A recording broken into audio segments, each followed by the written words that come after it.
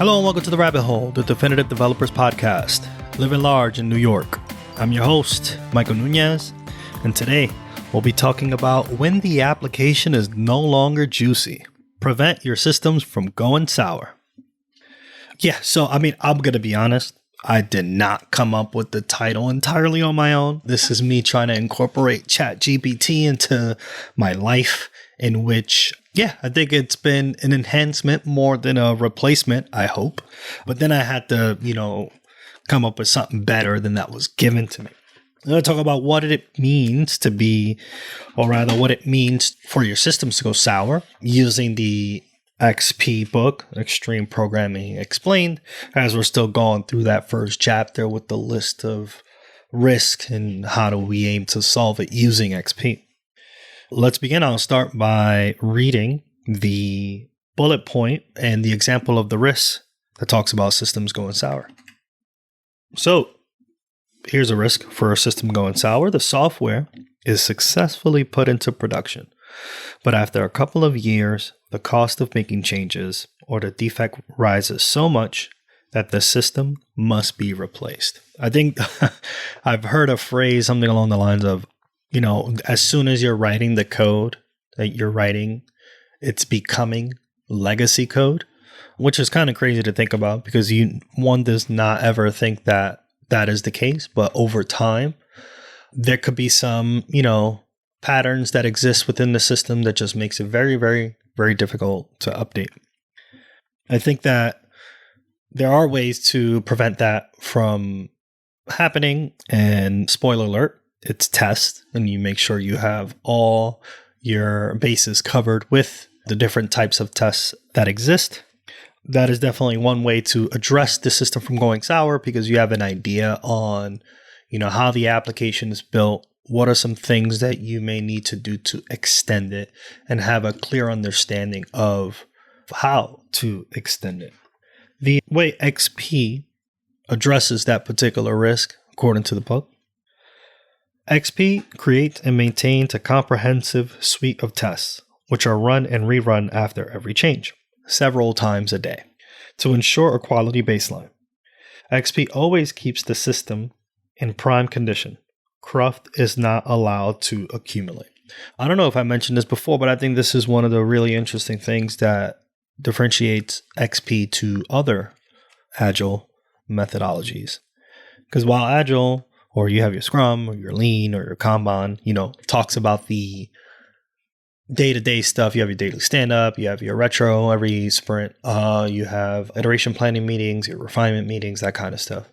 Once all those meetings are done, the developer has their 9 to 5, if you want to call it that, doing and building the features that are being asked, during those other meetings. But then it's just like left to your own device, right? Like there's no enforcement or like prescription of writing your test cases. And XP ensures that that is something that you're doing constantly. You are always going to have the red green refactor every given unit test. You make sure that when it comes time to write that integration test from one particular class that communicates to another, you make sure that that test exists. And then you dive down deeper and deeper into the changes that you need to make. And there are many different tools that exist depending on the language that you're on. I'd like to say that, right now I'm writing some Java code, which is great. I think I've been telling people I enjoy it because it is the evil that I know, or like the insanity that I'm familiar with, which I think is different than Stockholm Syndrome.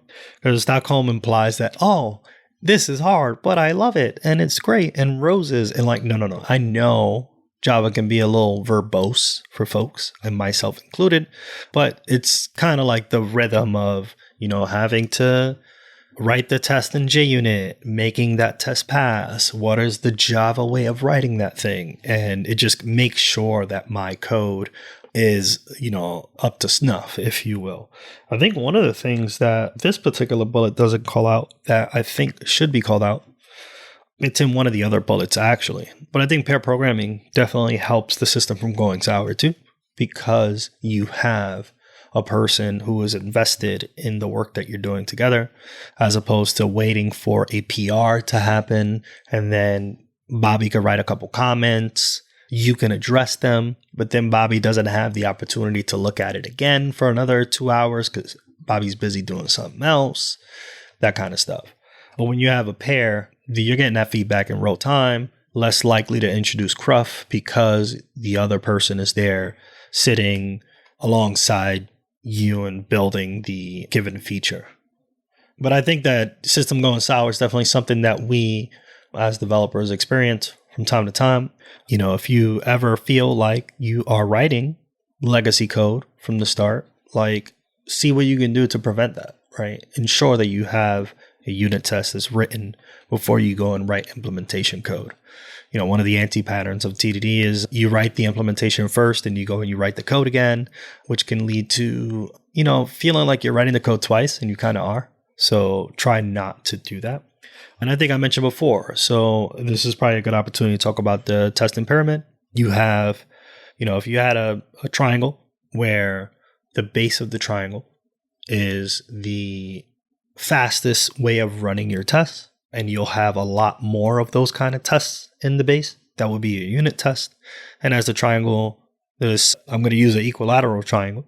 As the triangle goes up in its shape, the middle section will be your integration test.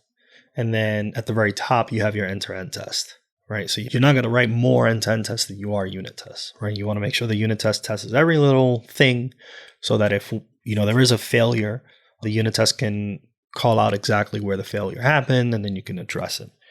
And you have your integration test to make sure that the components will communicate with each other, which is great. And then your end-to-end test is like testing the whole system, maybe in real time, ensuring that things are working as expected. Yeah, and that's one of the many ways to prevent your systems from going sour. I would say, you know, if you had to do what I call the TDD waltz, remember that. You want red, you want green, you want refactor. You could do red, green, commit, refactor. That's another way. I don't know the 4 steps, if that's Dominican dance styling of bachata, right? There's 4 steps. Or you can do, I'm not 100% sure, probably a salsa somewhere in there. I'm not 100% sure of salsa. I can't dance salsa, I'm sorry. But either way, you're doing that red, green, refactor, red, green, commit, refactor, you know, cycling through your code, making sure it's up to snuff, as I would say. Yeah, so if you're out there writing code and you feel like you're writing legacy code, take a step back and figure out how you can prevent yourself from writing that. I'm sure future you will thank you for taking that time. Follow us now on Twitter at Radio Free Rabbit so we can keep the conversation going. Like what you hear? Give us a 5-star review and help developers just like you find their way into the rabbit hole. And never miss an episode. Subscribe now however you listen to your favorite podcast. On behalf of our producer extraordinaire, William Jeffries, and my amazing co-host, Dave Anderson, and me, your host, Michael Nunez, thanks for listening to The Rabbit Hole.